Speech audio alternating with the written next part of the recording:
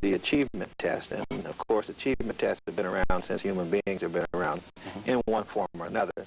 The American contribution to the achievement test is the standardized, especially the multiple choice, machine scored, therefore mass produced, therefore cheap instrument. It has some problems associated with it, mainly the question of whether what is on the test, since you're making a state or a national test, is actually what's taught in the schools. Since schools actually have local control, generally speaking, there is a gross mismatch between those two things. What's taught on what's taught in school and what is actually written on standardized achievement tests. And it's almost as if you really can't correct that problem, but it's not something that would necessarily cause us to stop testing. There are probably ways to figure out some use for the bias test. That's not where the problem is in testing, as I see it, or at least not the major problem. The major problem is with the second type of test, and that's where the history of assessment is important. And the second type of test is the one that is supposed to be a measure of the mind, the IQ test, the intelligence quotient test, that some people erroneously call an intelligence test.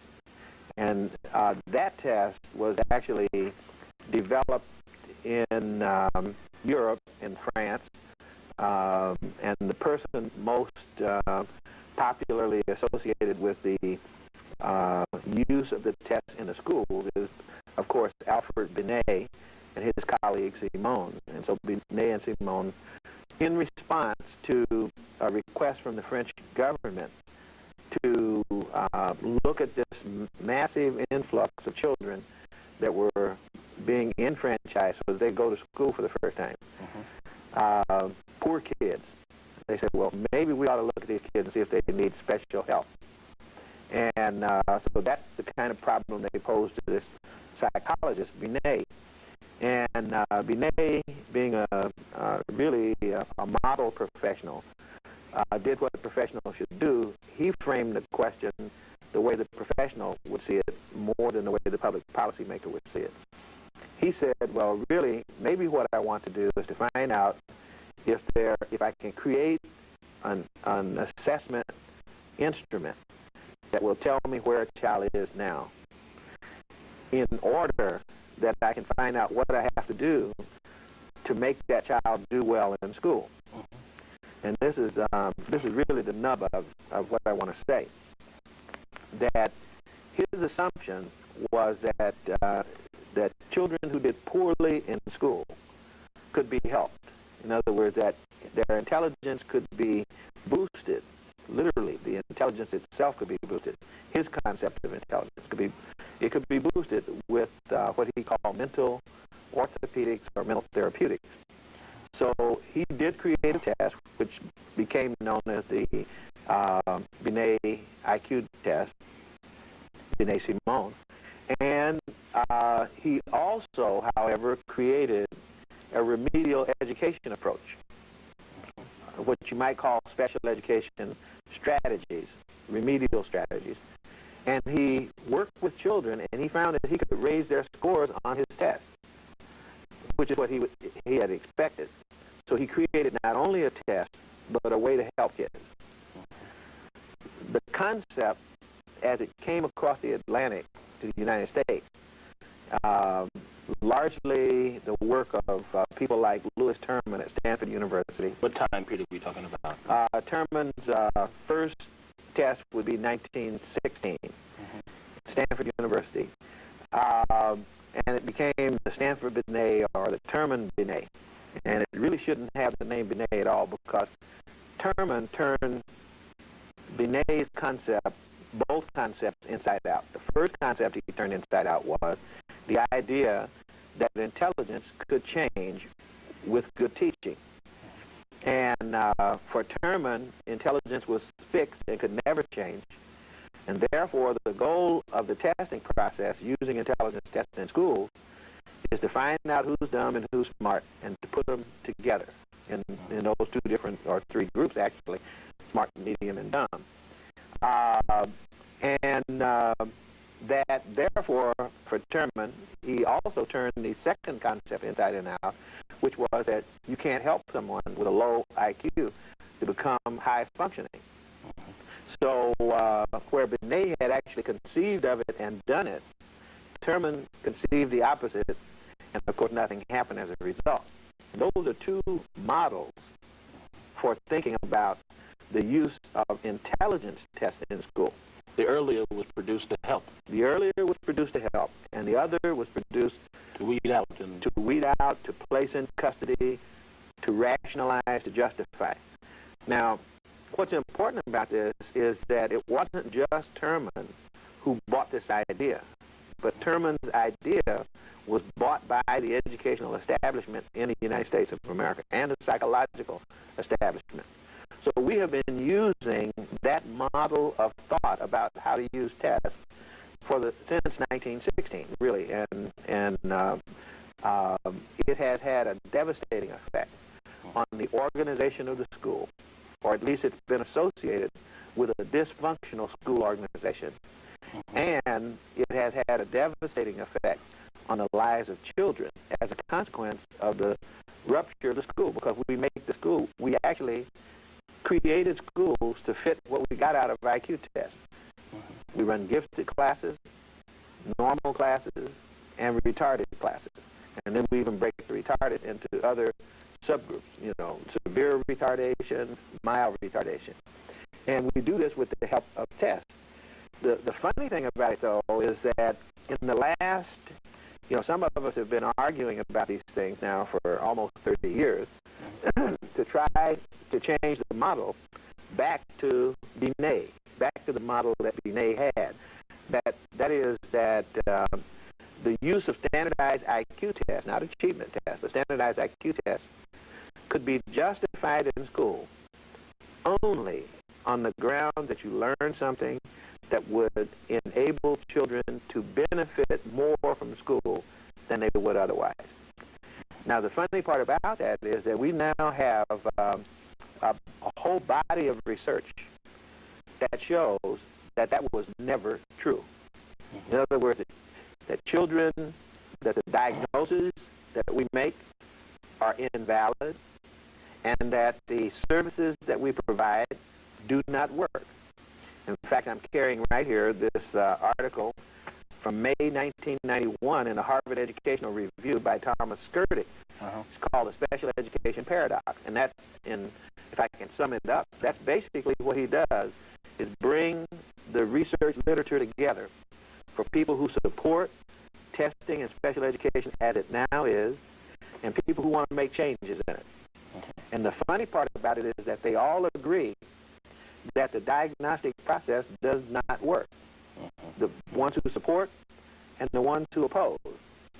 They also all agree that the treatment process does not work. That means giving kids special services doesn't create instructional benefits. Kids don't learn more once they're treated in these special ways. And both groups agree, those who favor and those who oppose. Well, this is an incredible situation. If you get both groups agreeing that the system is not working, then why have we invested 70 years in a system that's designed based upon and associated with the invalid use of IQ tests? So you can see that the problem is usually misstated in public discourse. But was there an ulterior political motive for the use of the IQ test? Well, for some people, well, the answer is yes and no.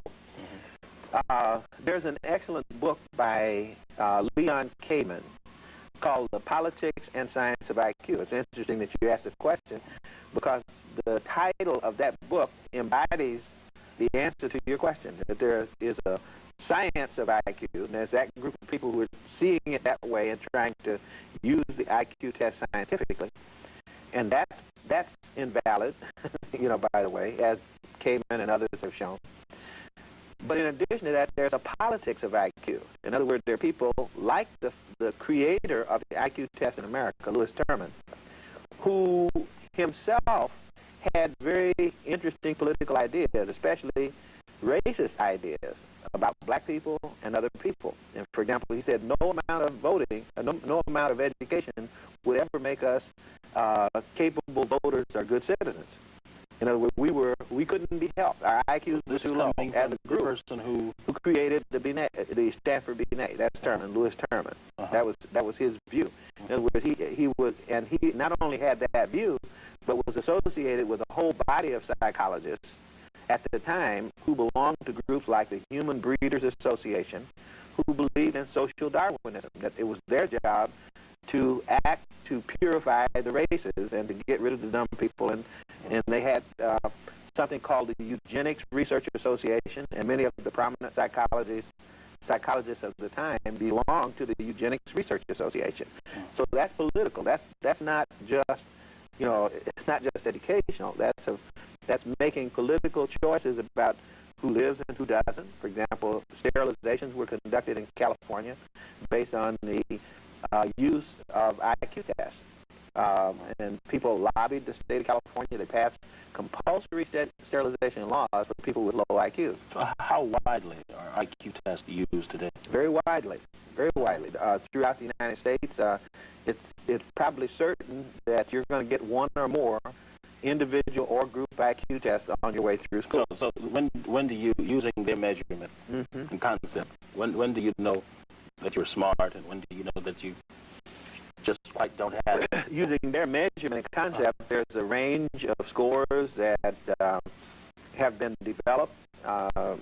Usually IQ tests have an average score, which they call a mean of 100, and then they have a range above and below for the first middle group, which is called a standard deviation. And for example, I think on the Binet, it's 115, 116, or 16 points up and 16 points down will give you your middle group. And then if you go outside those boundaries, you get into a good group and a bad group, and then into outside those boundaries again into a gifted group and into a severely retarded group. Just your explanation of that is making me know that I must be in the lower group. The very low group.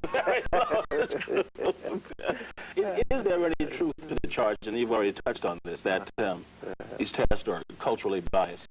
We see the answer to the direct answer to that is yes, they are culturally biased. However, that really is not the problem with the IQ test. It's cultural bias. It's not its problem. The fundamental problem with the use of IQ tests in education is their utility. In other words, even if it's unbiased as an estimate of what a kid is capable of doing right now, in using it, do you learn something that will enable you to make the child learn more than if you didn't give the test? That is the problem.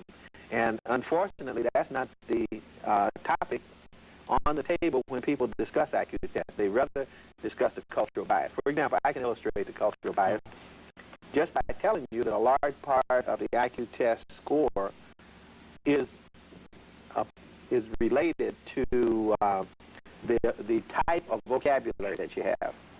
If you know certain words, you're going to get a better score than if you don't know those words.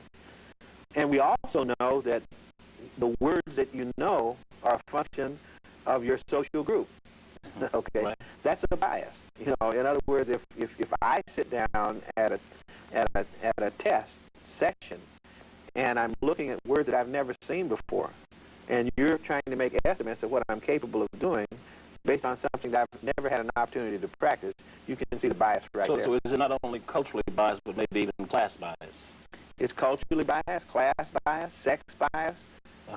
It's biased in any way where one group has had more practice than another group on the things that the test demands. Okay. Then it's biased toward the group that has had the less practice. Okay, well, as you know, that these tests are not going anywhere.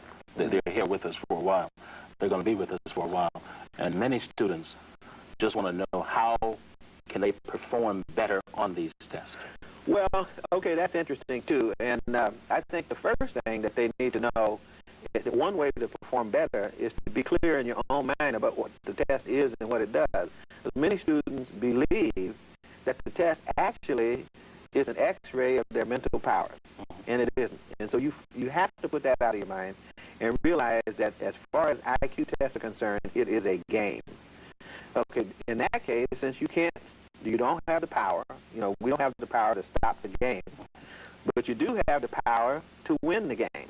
In other words, that if you decide that that it's important to get a high IQ score, you can improve your scores, especially. Well, let me stop you and ask you this. I shouldn't do this, but what is it used for? As a gateway to what?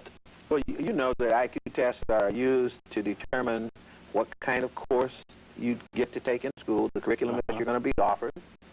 An IQ test is sometimes used in the criminal justice system to determine whether you're going to go on parole or not. An IQ test determines whether you go to college or not, whether you get a scholarship or not, whether you will be an officer or an enlisted man in the Army or not, whether you will move into management or into something else in the corporate world. In other words, there are many, many uses of IQ tests as a gatekeeping device.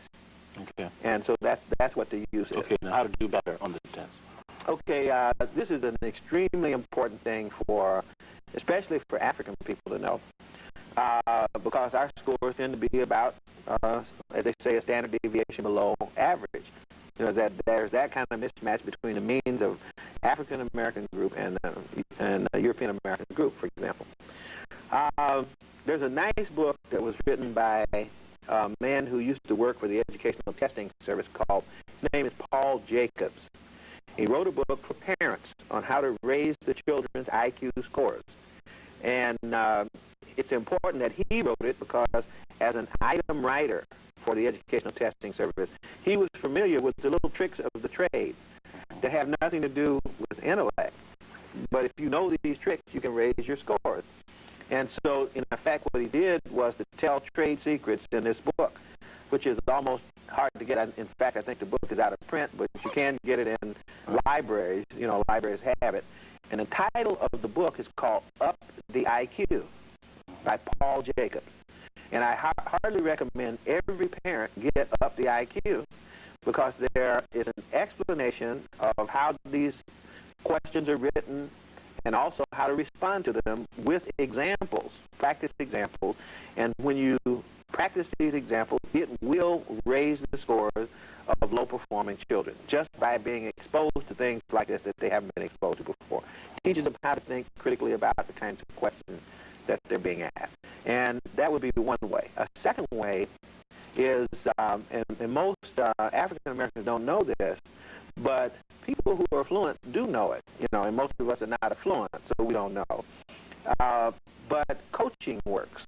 In other words, I'm talking about commercial coaching classes like Stanley Kaplan, and I'm thinking of the Princeton Review. And the particular tests that they coach for that are important, which are used like IQ tests. They may not be called IQ tests, but that's exactly what they are. And that is the Scholastic Aptitude Test and the American College Test, ACT and SAT.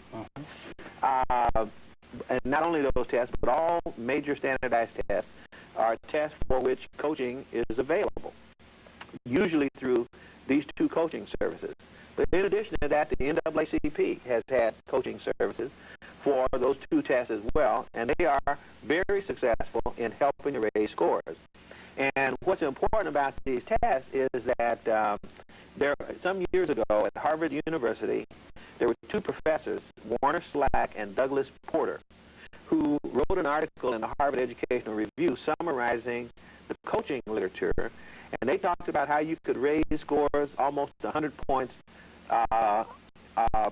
maybe per section on the SAT. And they were challenged academically on this by testing companies. And ultimately, the Federal Trade Commission got into the act because if you have a testing company like the Educational Testing Company that's saying that our scores can't be raised by coaching, and they in fact can be raised by coaching, and that's a false statement. And they used to have that in their literature that you can't do much about raising scores. Well, it turns out you can do a great deal about raising scores, and especially for African Americans. And so the Federal Trade Commission conducted an independent study, not one paid for by the testing companies or even by Slack and Porter, but by FTC, and they found out indeed you could raise scores about 30 points per section. That's 60 points overall on the SAT, and that's a substantial increment of change. Then a really interesting thing happened. A man named Stroud was hired by one of the testing companies to review the Federal Trade Commission study because they wanted to challenge that. Mm-hmm.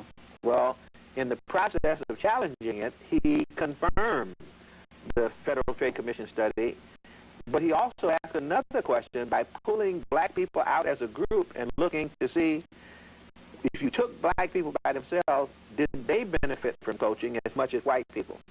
And what he found in his small sample was that black people got from 2 to 3 times more from a Kaplan-type coaching course than white people did.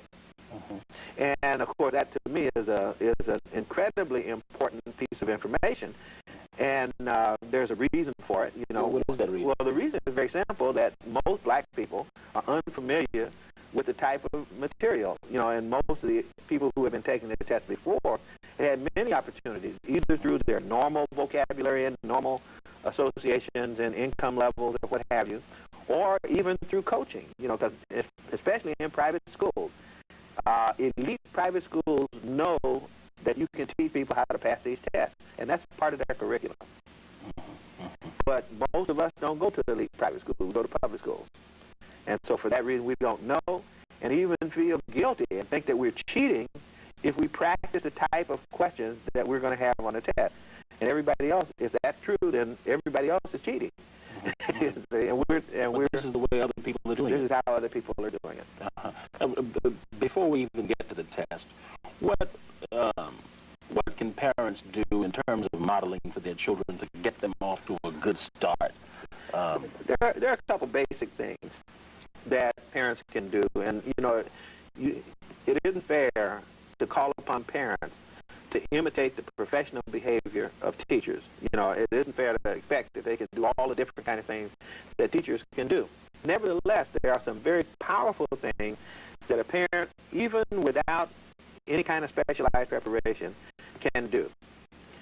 One is the parents can make it a habit to read with their children, just in general, just for fun. Read as much as you possibly can with your children. Read to your children. Have your children read to you. Those are the kinds of things. That's very important. It's extremely important. Mm-hmm. You get the habit of reading. You get a joy out of reading. You get an attitude toward reading in that way. The second thing is you can play word games. You know, one of the single most important things that you can do for a child is to go get the list of words that test makers use. You can buy these books on how to pass high on standardized tests from college bookstores. You know, how to pass high on the SAT, how to pass high on the ACT. And those books have vocabulary words. If you study those vocabulary words specifically, and you're only talking about maybe 10, as many as maybe 12, 1,500 words is what you're talking about. A very small group of words that are common to many standardized tests. In fact, when I first came to Georgia in 1980, the young man who got the #1 score in Georgia, he was a young white boy, he got the #1 score in the SAT, I believe it was. And the way he did it was that over the summer, he had studied the vocabulary associated with the test. So, in other words, to make vocabulary study, reading and practicing words together, certain words, not just any word, but the words that are going to be on the test, so that the kid becomes comfortable with that standardized testing vocabulary. Then they will have an edge. Mm-hmm. And how important is it for, we just touched on this, for African American youngsters to get in the habit of taking these tests? It's very important because anything that you do over and over is just like basketball. The kids know that they won't be good at basketball unless they practice. You won't be good at tests unless you practice. So practicing over and over makes you feel comfortable. I've got one other thing, which is that to the extent that any preparation in mathematics is available. Parents ought to make that available to their kids. Now, parents don't know math, then get a tutor in mathematics. But your vocabulary and your mathematics are going to be the two primary tools that help you generically in any kind of test preparation. Just to show, and I'm not sure about the identification of this particular mummy. It's supposed to be 18th dynasty, but it's black, as the other mummies are, and that's why I'm showing it. And then the next is an example of another mummy that they were moving, and virtually all of the mummies look like this. And why it is that people want to argue that they were white people is beyond me.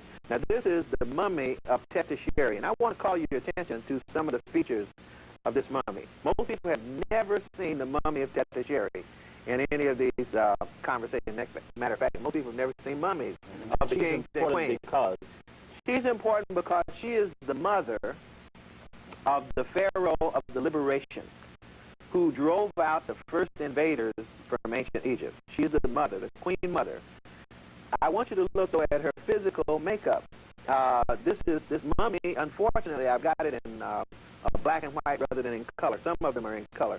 But this mummy's skin is black. But I want you to look at the hair texture on the left, the view of TEST on the left. Look at the little cornrows right behind her ear, and look at that. If that isn't a black mother's hair, what is it?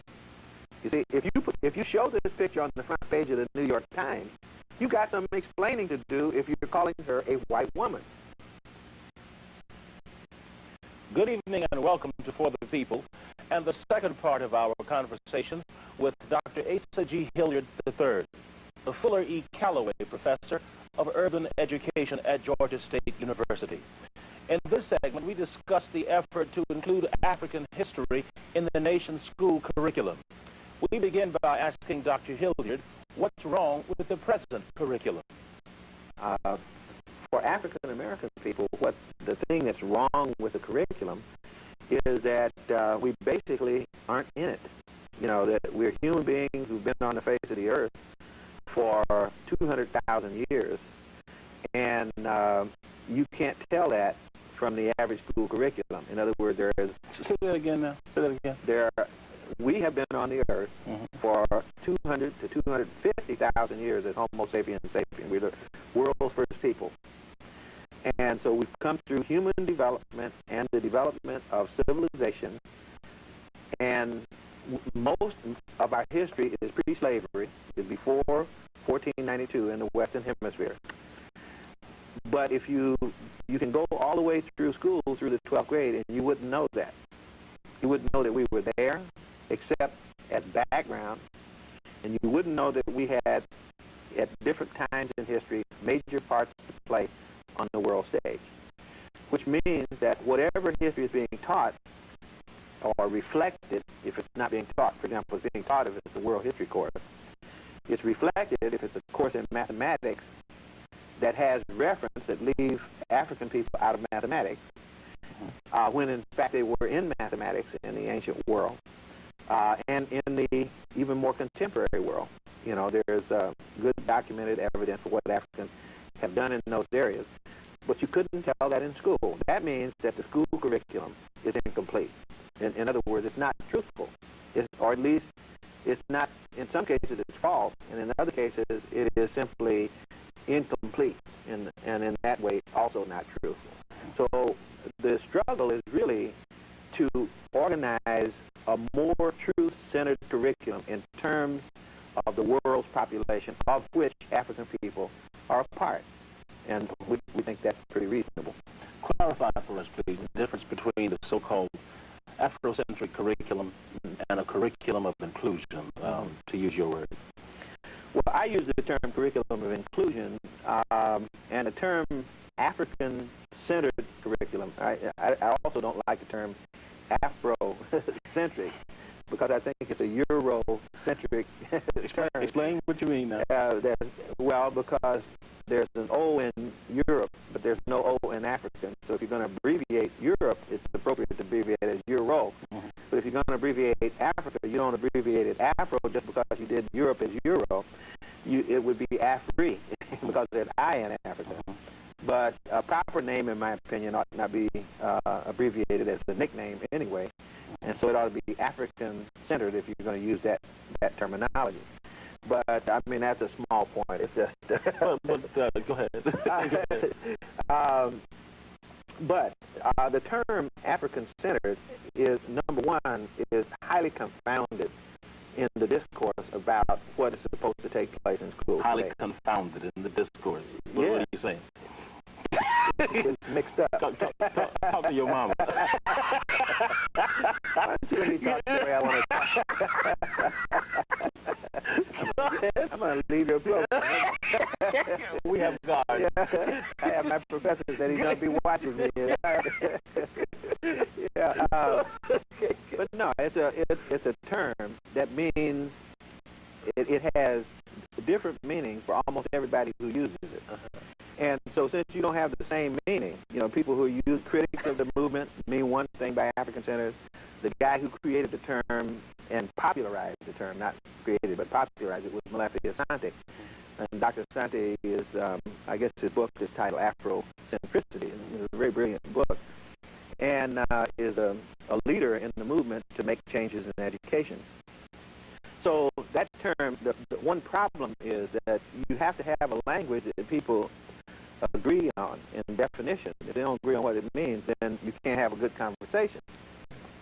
So for me, if I use that word, I normally don't use it unless if I were to use it, I would use it speaking to the African family. I would not use it speaking to the public school. Because the public schools are by definition public, which means that they must serve the children of all groups. They must serve the children of all groups. You must serve Asian, you must serve Hispanic, you must serve European, you must serve African. That's in all school districts do, even in ones that are predominantly African American. And so you can't say to a European child, we want you to come to school and take an African-centered curriculum. Or to an Asian child, we want you to come to school and take an African-centered curriculum. Or to an African child, we want you to take an Asian-centered curriculum. What you want in a public school and what they were designed to be is a common school. You know, it's the school where the people of all groups come together and they take a common curriculum. Now, in that curriculum that people take in common, from my perspective, the problem, this is half the problem. Half of the problem that we have with respect to this curriculum issue is that curriculum has defamed African people. That curriculum. And is therefore untruthful. For example, if it leaves out the majority of the experience of African people in the world, that is by neglect defamation. Or if it insults African people, you know, by saying directly or indirectly, you never did anything in the world. You know, your part was an insignificant part in world history. You had nothing to do with the development of civilization. That, to me, is defamatory. And so it has to be corrected. So it's not a matter of making all children adopt values and cultural perspectives of African people, but if I'm talking about something that happened, a human event, and if African people played a part in that, but they don't play a part in the school curriculum, then that curriculum needs to be changed for that purpose. And I'm going to be satisfied if there's no defamation, and if important human events are whole and complete in their truthfulness, then as far as I'm concerned, you have pluralized the curriculum in the most responsible way when you do that. And you will, if you do that, everybody will be in the curriculum because the human story has everybody in it. Now, let's go back to this African-centered business. All human groups are the product of their unique cultural experience. See, there are things we have in common, but there's also things that we have that are unique. They're special things. You know, there are things that we are very close friends. You know, the Middletons, the Hilliards, okay. But the Middletons have things that belong to in the Middleton family. Yeah. And the Hilliards have things that belong in the Hilliard family. And if I come over to the Middleton family and start making suggestions as to how the Middleton family ought to run their business, I'm sure it wouldn't take too long before I would be shown a negative. 15 minutes or an hour. I don't know.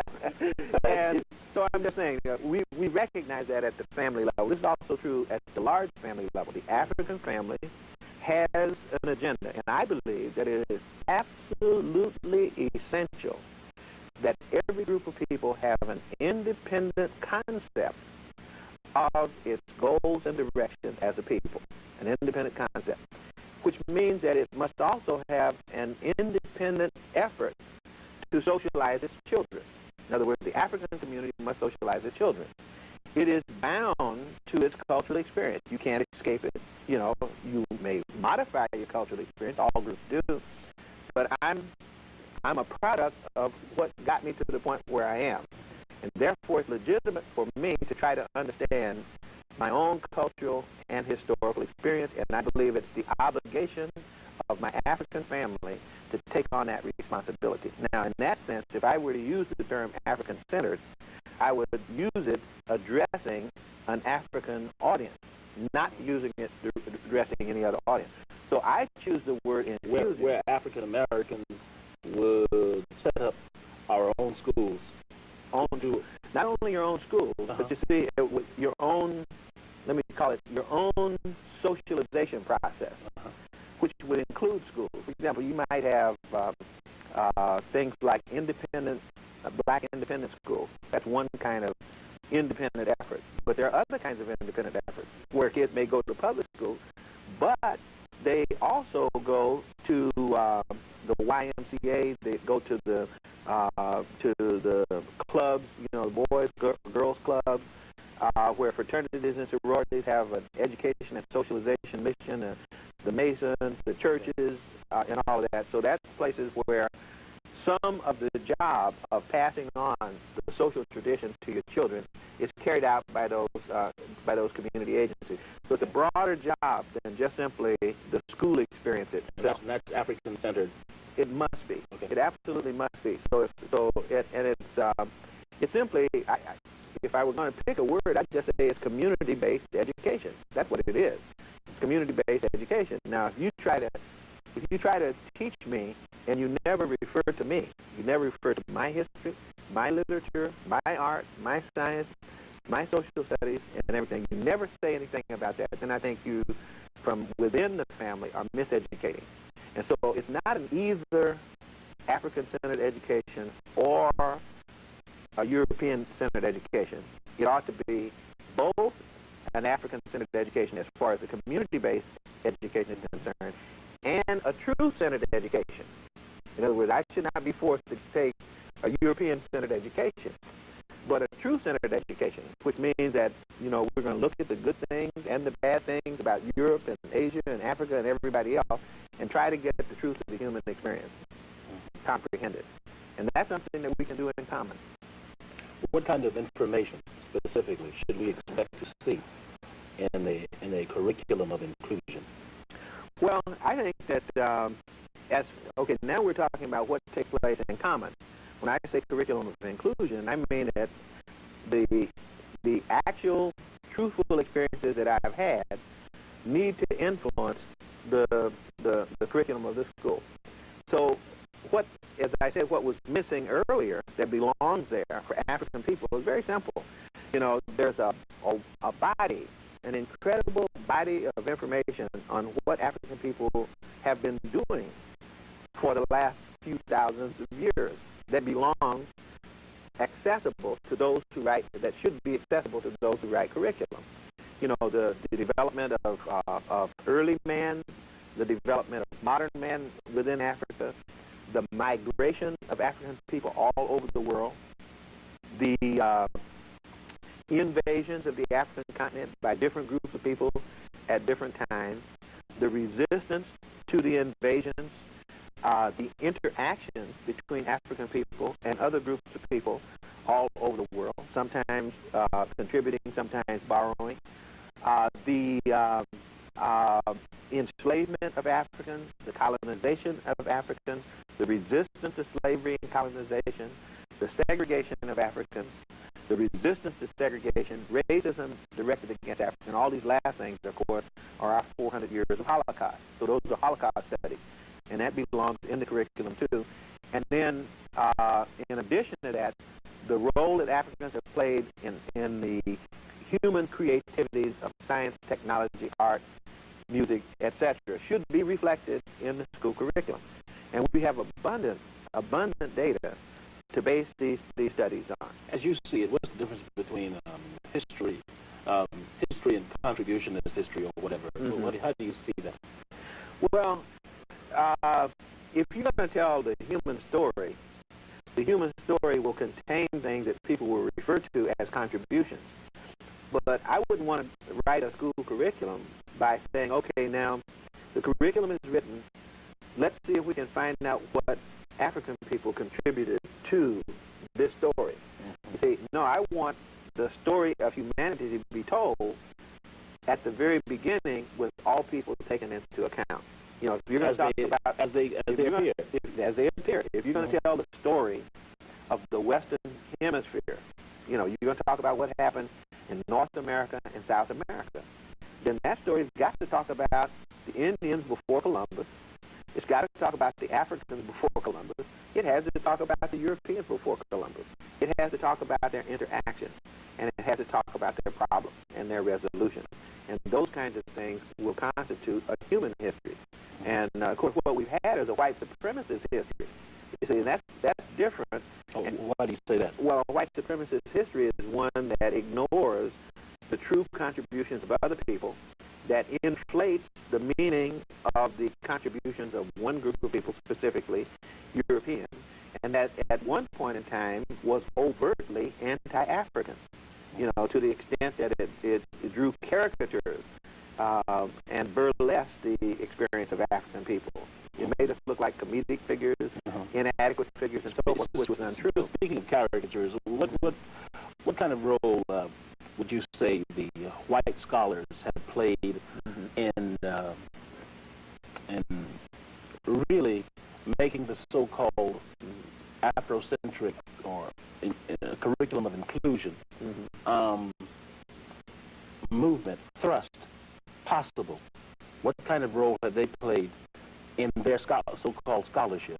In making it possible? Yeah, well, what I mean by this, by the way that they handle the information, that is, leaving out Africans. Oh, yeah, well, okay. See,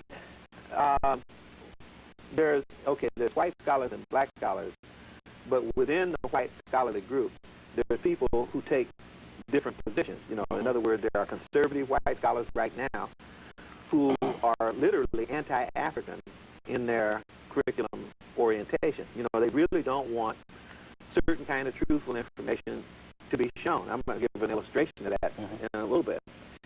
There were scholars, some white scholars who were racist, others who were not, at the same time, sometimes at the same institution. You know, for example, if I were to just read to you, because I think it's better than calling names, is let those people speak for themselves.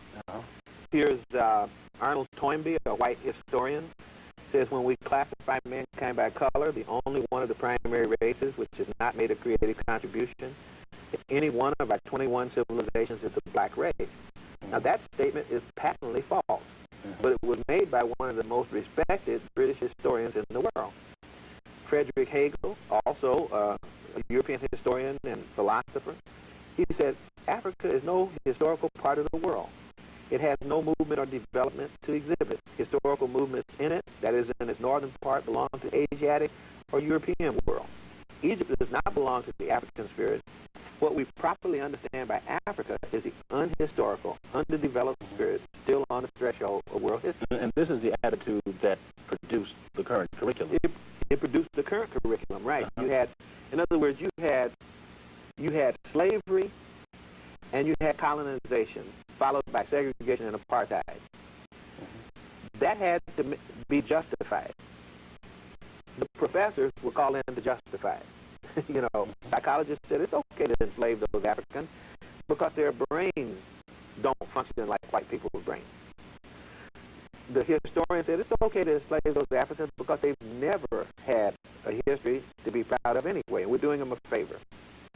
The theologian said it's okay to enslave those Africans because African people really don't have a soul. Now, is that why that defamatory scholarship is what produced the need to pluralize the curriculum right now. In other words, it's really important. I'm glad you bring it up because it's really important. That attitude the curriculum developed from that contribution has yet to be purged. In other words, there's still the legacy of that belief system in the curriculum right now. In fact, just last year, just take the IQ question. Just last year at the University of Chicago, Opinion Research Center there, a professor from the University of Chicago and one from the University of California, San Diego, I believe it was, reported on their survey, and over 50% of the white Americans believe that black Americans are inferior to them. Now, that's right. In other words, that belief is testimonial to some kind of curriculum. What was the curriculum that produced in the white American population overwhelmingly the belief that black people are inferior to them? The curriculum that gives the students, people, information about people. That school curriculum, that's Hollywood, that's the newspapers. That's what I mean. Give us the Encyclopedia Britannica, because I know that. Yeah, well, I just have a Xerox copy of a page from the 1910 and 1911 issue of the Encyclopedia Britannica, where it explicitly states in the encyclopedia, mentally, the Negro is inferior to the white. And it goes on to talk about how they know this and everything. And so here you have an authoritative utterance that's teaching white supremacy right in the schools. Now, is that why today many African Americans find it difficult to even entertain some of the thoughts that white scholars, generally speaking, are projecting about the inappropriateness of the curriculum of inclusion? Well, we know, see, when we hear people saying that, we know that many of the ones who are saying those things are themselves people who have been guilty of some of these things, you see, or have never done the homework, have never done the homework. For example, one of the big issues that's apparently petrifying many of the conservative white scholars is, and some of the conservative black scholars are petrified at the idea that we could say that the ancient Kemetic or Egyptian people were black.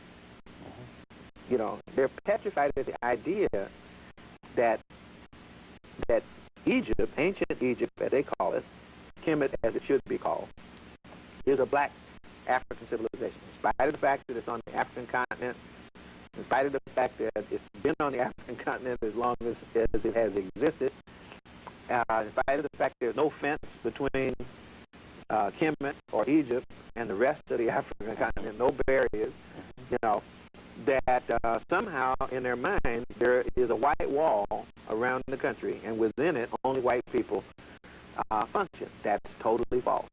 It's absolutely and totally false.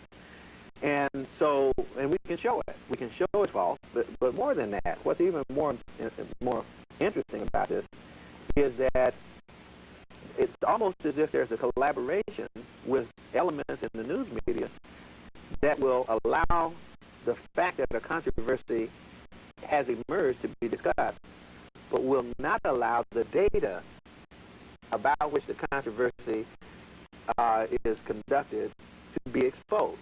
In other words, I can share with you, and will share with you, some examples of information that most of your listeners have never seen. And if the debate is going to be conducted, the evidence that the debate is about should be made available to the audience. Not most of our listeners. To most of your listeners. Not most of our listeners.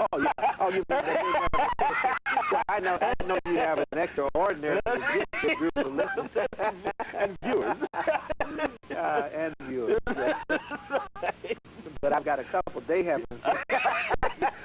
A couple I haven't even seen. Oh, yeah.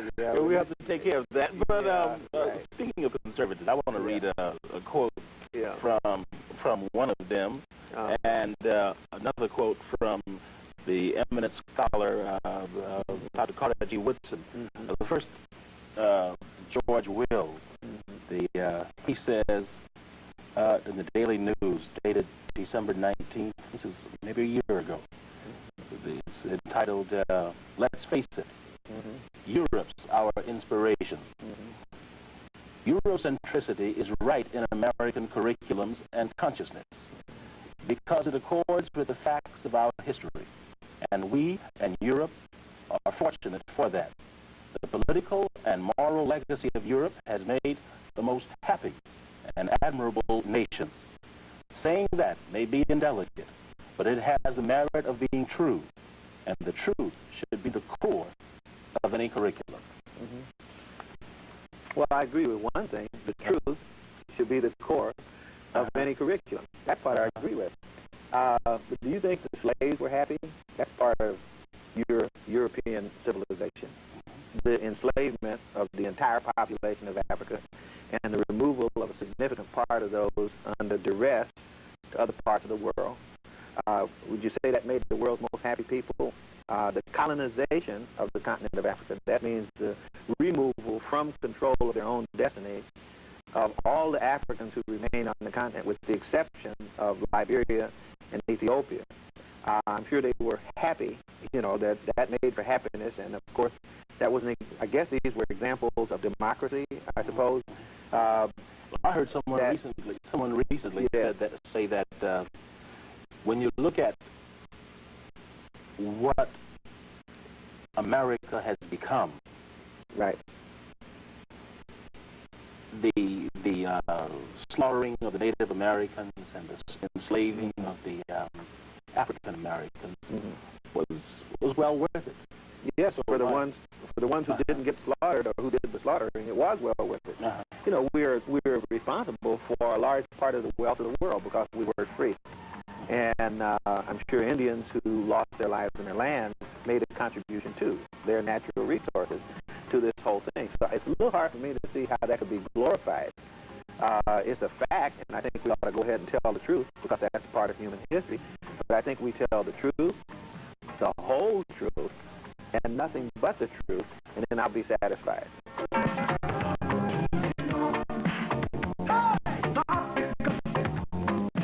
But we begin by looking at what one columnist had to say about the Eurocentric curriculum. Speaking of conservatives, I want to read a quote from one of them, and another quote from the eminent scholar, Dr. Carter G. Woodson. The first, George Will. He says in the Daily News, dated December 19th, this is maybe a year ago, it's entitled, Let's Face It, Europe's Our Inspiration. Eurocentricity is right in American curriculums and consciousness because it accords with the facts of our history, and we and Europe are fortunate for that. The political and moral legacy of Europe has made the most happy and admirable nations. Saying that may be indelicate, but it has the merit of being true, and the truth should be the core of any curriculum. Well, I agree with one thing. The truth should be the core of any curriculum. That part I agree with. But do you think the slaves were happy? That's part of European civilization. The enslavement of the entire population of Africa and the removal of a significant part of those under duress to other parts of the world. Would you say that made the world's most happy people? The colonization of the continent of Africa, that means the removal from control of their own destiny of all the Africans who remained on the continent, with the exception of Liberia and Ethiopia. I'm sure they were happy, that made for happiness, and of course, that was, I guess these were examples of democracy, I suppose. I heard someone recently say that when you look at what America has become, right, the slaughtering of the Native Americans and the enslaving of the African Americans was well worth it. Yes, for the ones who didn't get slaughtered or who did the slaughtering, it was well worth it. You know, we're responsible for a large part of the wealth of the world because we work free. And I'm sure Indians who lost their lives in their land made a contribution to their natural resources to this whole thing. So it's a little hard for me to see how that could be glorified. It's a fact, and I think we ought to go ahead and tell the truth because that's part of human history. But I think we tell the truth, the whole truth, and nothing but the truth, and then I'll be satisfied. And we don't have to glorify anybody. Okay, history will tell it. Will give its own record. Let me read Carter G. Woodson. The educated Negroes, which you talked about, the black conservatives a while ago. The educated Negroes have the attitude of contempt toward their own people, because in their own as well as in their mixed schools, Negroes are taught to admire the Hebrew, the Greek, the Latin, and the Teuton, and to despise the African. The thought of the inferiority of the Negro is drilled into him in almost every class he enters, and in almost every book he studies. If he happens to leave school after he masters the fundamentals, before he finishes high school or reaches college, he will naturally escape some of this bias and may recover in time to be of service to his people. Yeah, that's Carter Woodson's Miseducation of the Negro. It's one as it was in 1933. That if you have an education process that takes you out of time, out of space, and according to W.E.B. Du Bois, causes you to look at the world through the eyes of people rather than through your own eyes, then the designation for that condition is called miseducation, which is what Carter G. Woodson called his book. And that's the kind of education system that was planned for us. Probably the best example of the fact that there was a calculated design to do this is in the book of Kenneth King called Pan-Africanism in Education, which looks at the intent in the founding of the black colleges and the role that philanthropy played in trying to shape and pacify an African population and to disable the African population through the education process by the nature of the education that they would give to African students. Now, of course, it didn't work the way they wanted it to work, but the intent is very clear and explicit in the words of the people who did it, and these things are documented in Kenneth King's book. Why don't you at this time go on and talk about, what's his name, Jones? Thomas Jesse Jones, yes. Thomas Jesse Jones was one of the, in fact, he was a Welsh immigrant, I believe, and he became a, quote, expert on African people because he worked at that time for the Stokes Foundation and did one study on black families or something, and black schools, and I think it was black families was his first study. But at a point later on, he tried to work with W.B. Du Bois, and Du Bois refused to work with him. But he became the expert, and by virtue of his expert role, was in a position to control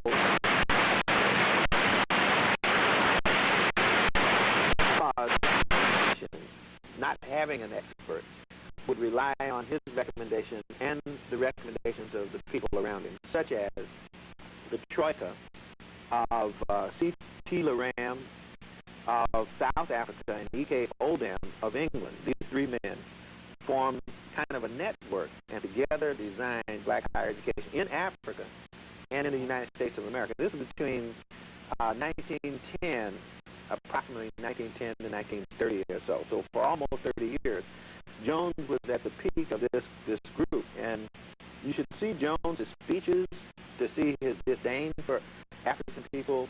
You would see in his actions the attempt to block independent educational development and so forth, so that he was clearly in the driver's seat of a process that was intended to produce an education that crippled. He was in the driver's seat because of what now? Again? Because of his association with the money. The money. Which was going to support these institutions. He could influence it. For example, you could say, well, you're not going to get the money unless you get the right president. You know, that kind of thing. Does that still go on? Well, I don't have the document. I'm sure it still goes on, but I don't have the documentation. So I'd like to say... We know you're a document man. I'm a document person. There's another book by Spivey called Schooling for the New Slavery.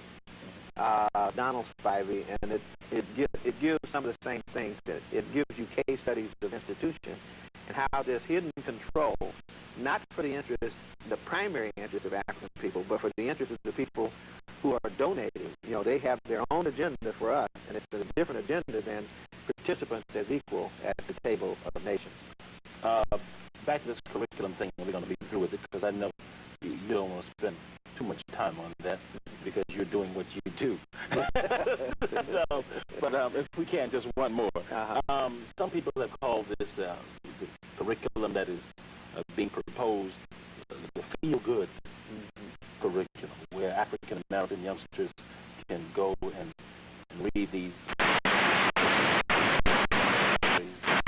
etc., about African people and feel good about themselves. How do you?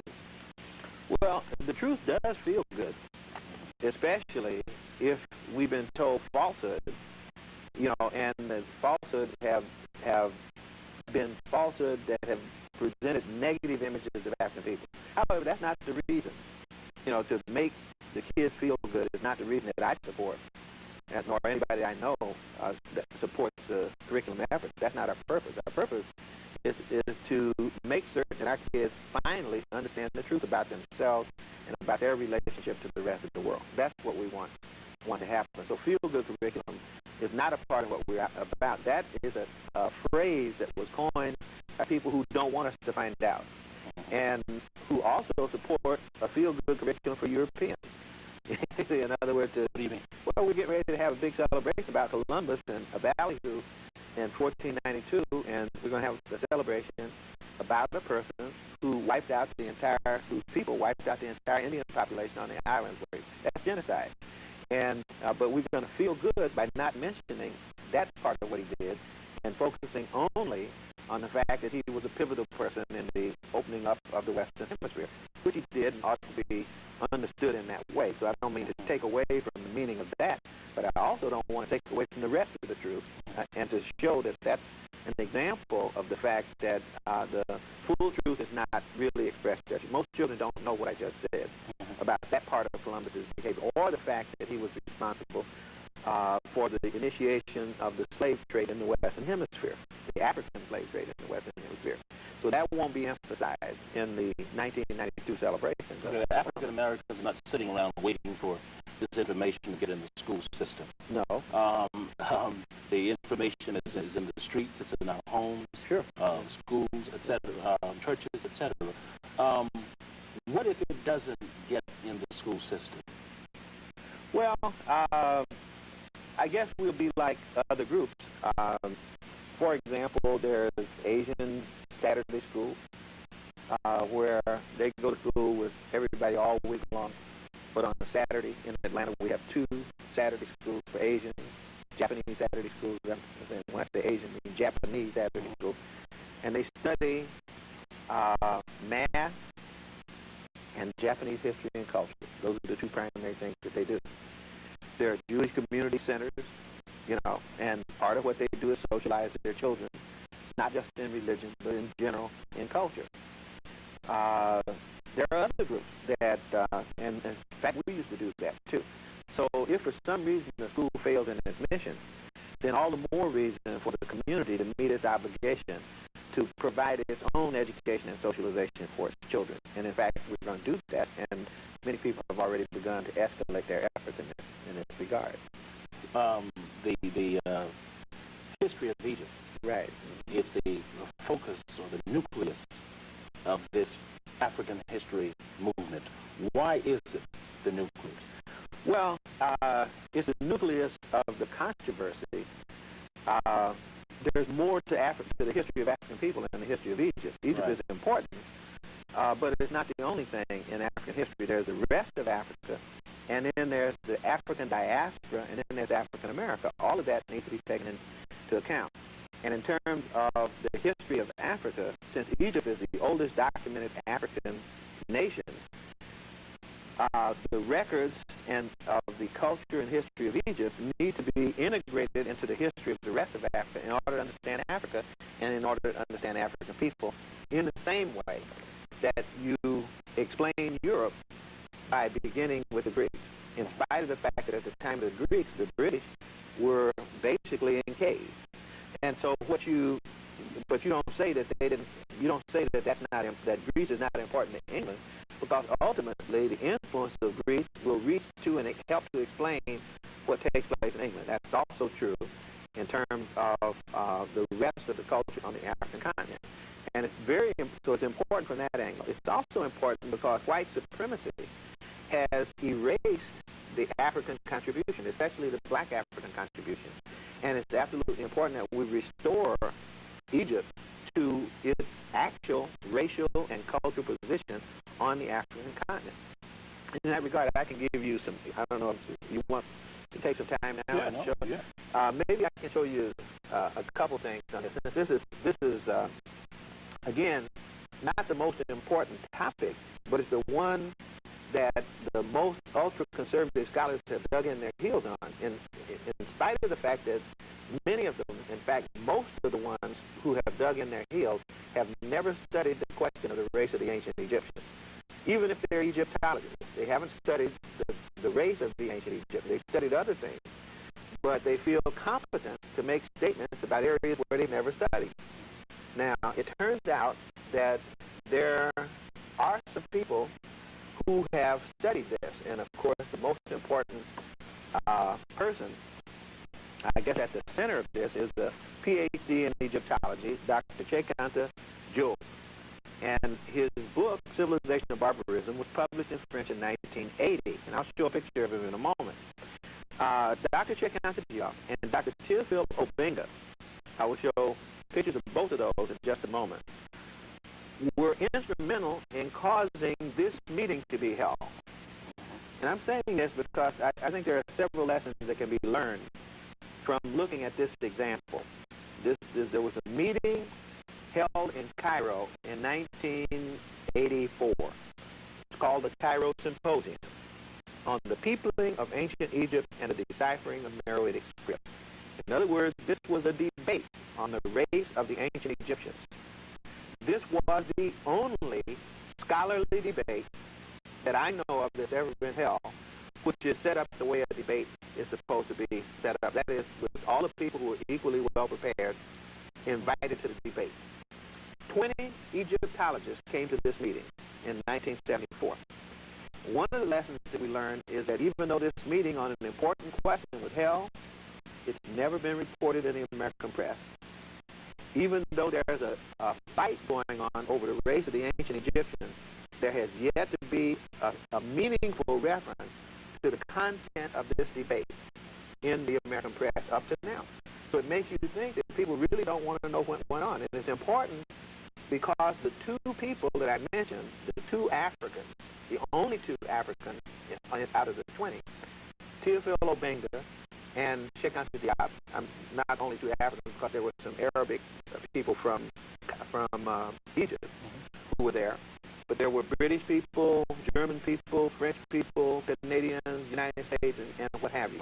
So you would say that this, since there has been no meeting since 1984, this would be the definitive meeting to discuss the race of the ancient Egyptians. This was sponsored by the United Nations Educational and Cultural Organization. Now, when you read the press, you would have no knowledge that such a meeting ever occurred. That's tantamount to the suppression of information as far as I'm concerned. The names of the people who attended are in here, and I could show that, but I won't take time to do that.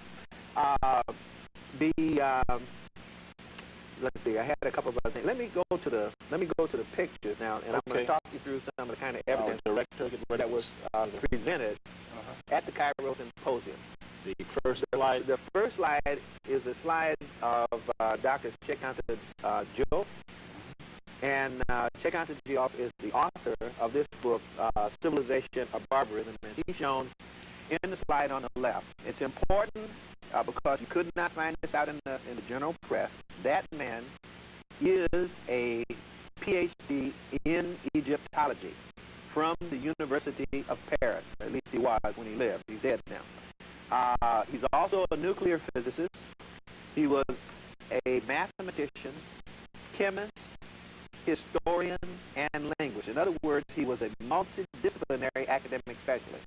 And all his works will reveal that. He has incredible work to his credit. And most people won't read his books. They'll try to characterize him, but they won't read his book. He has yet to have a competent, point-by-point critique of his work, Civilization of Barbarism. Recently in the New York Times, they had one of the Egyptologists who authored the Atlas of Ancient Egypt do what was supposed to be passed off as the book review. And you couldn't tell anything that was discussed in the book from the review. In other words, there's a fear of working with this man's material.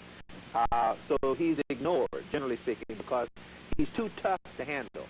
And we know he's too tough to handle because in this debate in Cairo, when the debate was over, I want to read to you what the reporter said about the debate with that Dr. Sheikh Anta Diop. And let's see, the next slide will be Dr. Theophile Obenga, who was his colleague from the Congo. Dr. Obenga is a linguist, PhD in Egyptology and linguistics. And these are two giants in the field. And when the debate was over, the 18 scholars couldn't prevail against these two scholars. And here's what the reporter said. Although the preparatory working paper that was sent out by UNESCO gave particulars of what was desired to all the participants, not all the participants had prepared their communications comparable with the painstakingly researched contributions of Professors Sheikh Anta Diop and Theophile Obenga. As a result, there was a real lack of balance in the discussion. Now that's a devastating critique on the arguments of those who were trying to pick a fight with. The person who wrote this is the reporter at the Cairo Symposium, and this is published in the UNESCO General History of Peopling of Ancient Egypt. Peopling of Ancient Egypt.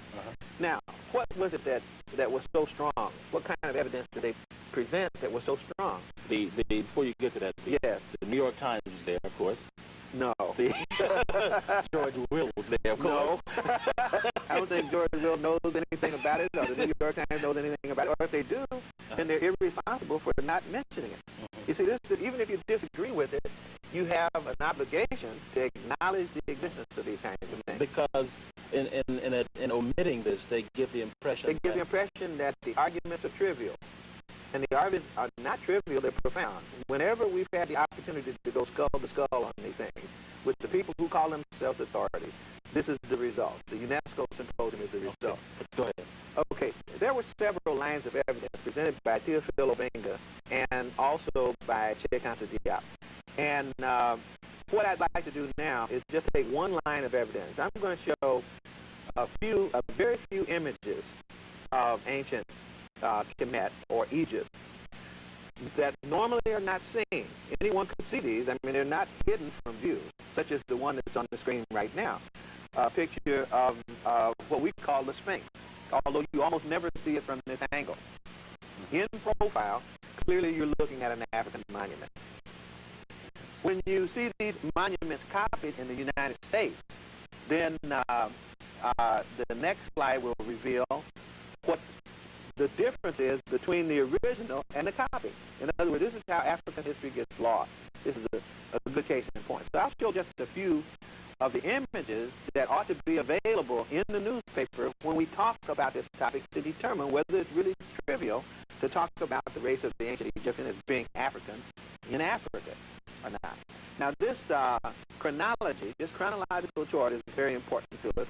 And what we want to do here is take a look. I'm going to take a quick look at two of the golden ages. There are 4 golden ages shown. One in yellow at the top. That's when all the pyramids were built. One in orange in the middle. That's the one I call the literary age. And I'm going to show just 3 quick images that were carved. And then I'm going to show the juicy part, which is the actual bodies of the mummies. That's what I'm going to show in the third golden age, which is the red golden age. And so let's take a look right now at 2000 BC, pharaohs, not slaves. This is the pharaoh Mentuhotep, 2000 BC. This is Pharaoh Senwosret I, 2000 BC. These are clearly black people, black phenotype. Next is Pharaoh Amenemhet III, and these are all around 2000 BC. So these are the people ruling this ancient Kemetic civilization. Now, a lot of people say, well, okay, that's well and good, but these are carvings, and it could be that the carvings were exaggerated, or they make all kinds of excuses, even though they clearly phenotypically look like Nubian people look today. So let's just take this next line, and I don't think that many people have ever seen all the mummies of the royal mummies that we have of the 18th dynasty. And I have most of the royal mummies of the king. So let's look first at what we mean by 18th dynasty rule. Everything inside the white square was under control of the people whose mummies will be seen next. Everything inside the white square. The white square, that represents, if you look at it very carefully, that includes most of Saudi Arabia, most of Mesopotamia, a whole part of the Aegean and part of Greece was under the control of ancient Egypt, or Kemet. But when we say it was not only under control, it was therefore influenced by ancient Kemet, and especially at the time that we're talking about. And the period we're going to pick up at for these next few slides is the period starting around 1500 and 50 BC, maybe 1575 BC. So let's take a look then at the mummy of a very important person here. Now, this is the mummy of TEST, and I want to call your attention to some of the features of this mummy. Most people have never seen the mummy of TEST in any of these conversations. Matter of fact, most people have never seen mummies of the kings and queens. She's important because she is the mother of the pharaoh of the liberation, who drove out the first invaders from ancient Egypt. She is the mother, the queen mother. I want you to look, though, at her physical makeup.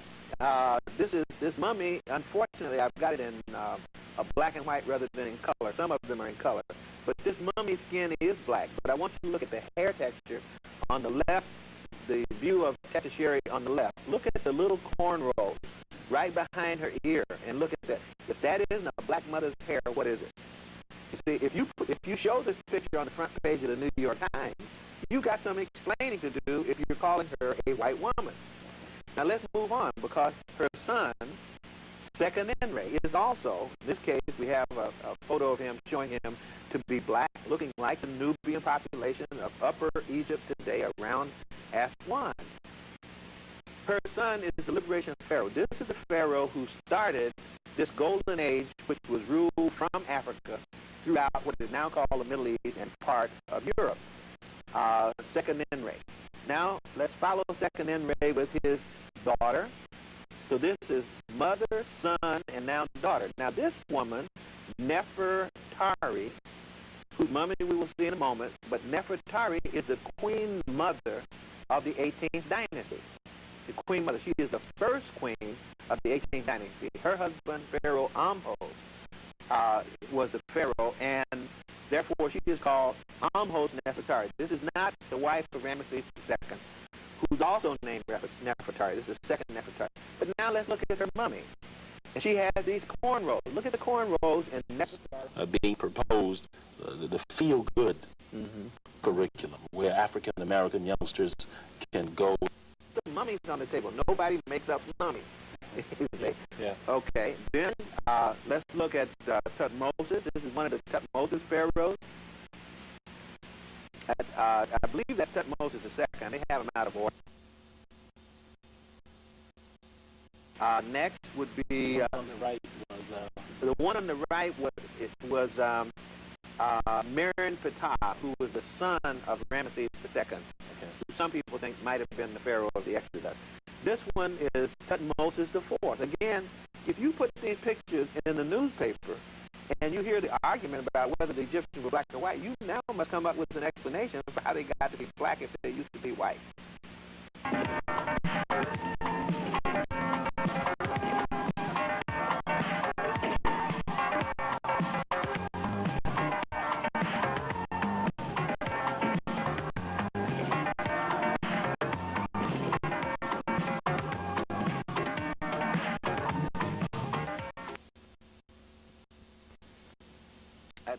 I believe that's Tutmosis the second. I may have them out of order. And I'm showing that's Tutmosis the third in the center. The mummy of Tutmosis the third in the center. Next would be on the right was the one on the right was Merin Ptah, who was the son of Ramesses II, who some people think might have been the pharaoh of the Exodus. This one is Tutmosis the fourth. Again, if you put these pictures in the newspaper and you hear the argument about whether the Egyptians were black or white, you now must come up with an explanation for how they got to be black if they used to be white. That's why the data are never presented in these arguments, and we have to fault the news media for failing to ask people, why do you say the ancient Egyptians were black? You see, and if someone says they were white, why do you say they were white? What data do you use to show that? So let's go on. Once again, why is it important that it was black or white? The only reason it's important is because of some of the things that we were reading earlier in terms of the defamation of African people, where it was said, for example, if Toynbee says African people never created a civilization, and therefore we should expect little from them, in other words, that's what follows from that, then it's important for us to show the children and the world that African people did indeed play the same role in civilization as other people did. We had our ups and our downs. By the way, I might just add this, that at this Cairo symposium, the discussion dealt with one of the things that Dr. Diop created, which was a melanin test, because people looked at some of these mummies and said, yes, they're black, they had black skin, but in life they had white skins. Diop said, well, no, as a scientist, I know that melanin is responsible for pigmentation in the skin, and that you can detect melanin even in fossils, therefore in mummies it should be even easier. And so he created a test to determine whether the skin of mummies was black because of the fact that people were black or because of the embalming process. And he tested these mummies in the Museum of Man in Paris, and he found out they were all black people. They had melanin levels consistent with the skin of black people. And then he went to Cairo, and he wanted to test all of these mummies in Cairo. He gave his findings at the Cairo Symposium. All of his colleagues, all 20 people, agreed at the Cairo Symposium that they should request that the melanin dosage test be done on all the royal mummies. He was never able to get permission from the Cairo Museum, nor has any other scholar announced that they've done the melanin test that was recommended by the group of 20 scholars at the Cairo Symposium. So clearly we're trying to be data-based in the kind of arguments that we make. We go actually to the mummies themselves. Most of these mummies, in spite of the fact that they've been around, most people have never seen the actual bodies of the kings and queens. What they've seen are heard stories that would give impressions of what people know, but they don't share their data. Yes. As you said before, when people go to Egypt today, yes, and they see in many cases, or in some cases, European figures right on some of the temples. Explain why that is. Well, you have to know your time period. You have to understand your time period. That when did Europeans come to Europe? Europeans came to Europe at the end of the dynastic period. The ones that are represented on the temples generally were Greek people who conquered Egypt around the time of 330 or so, 332 BC, I believe, was Alexander the Great. And following him, the Ptolemaic kings were in charge of the treasury. And like the mayor of large cities who doesn't build a building, but he gets his name on them, that's why you see the images of Greeks and Romans on reconstructed temples that were done during their time. But if you go back to the old temples, and if you go back to the old carvings and paintings and so forth, line these things up in chronological order, you'll get a different image than the one that some people... And so the great scientific contributions and advances had already taken place before. Look, by the time of Alexander the Great, when the Greeks get there and take over, the Europeans get there and take over, or even the Persians before them, all pyramids have been built. And this is before any invasion. 80 of them had been built. So the whole pyramid technology is the independent expertise of Africans. The calendar was in place and had been in place since 4236 or 4241, depending on who you ask, BC. That means the same calendar essentially that we use today, which means that the technology of astronomy was already there. Again about the calendar now. The same calendar that we use today is the one that the Kemetic people invented 4,200 years plus ago, which is based on a stellar cycle and a solar cycle that takes place every 1,400 plus years. And so it's one of the earliest fixed dates in human history, this particular calendar date. And so that technology for using stars and the sun in order to fix calendars and the mathematics associated with that was already there before any invasion. Writing was already in place. The so-called hieroglyphic system was in place even before Egypt started as a nation, 3100 BC. So it's important, if these people are the ones that are doing that, then we must give credit to Africa's own native population for its creativity and for that creativity influencing the creativities of other people. Because we know, according to Greek testimony, that they traveled to Egypt to study. Pythagoras having studied for 22 years, Plato for 12 years, other scholars having studied, and in some cases even made up resumes if they couldn't go. This particular mummy is supposed to be 18th dynasty, but it's black, as the other mummies are, and that's why I'm showing it. And then the next is an example of another mummy that they were moving, and virtually all of the mummies look like this. And why it is that people want to argue that they were white people is beyond me. If anyone wants to see pictures of some of these mummies, it's a book called X-Ray Atlas of the Royal Mummies that has microfiche at the back of it, published at one of the University of Chicago institutes. Next is, this is the Grand Queen of the 18th dynasty. Everybody knows Nefertiti.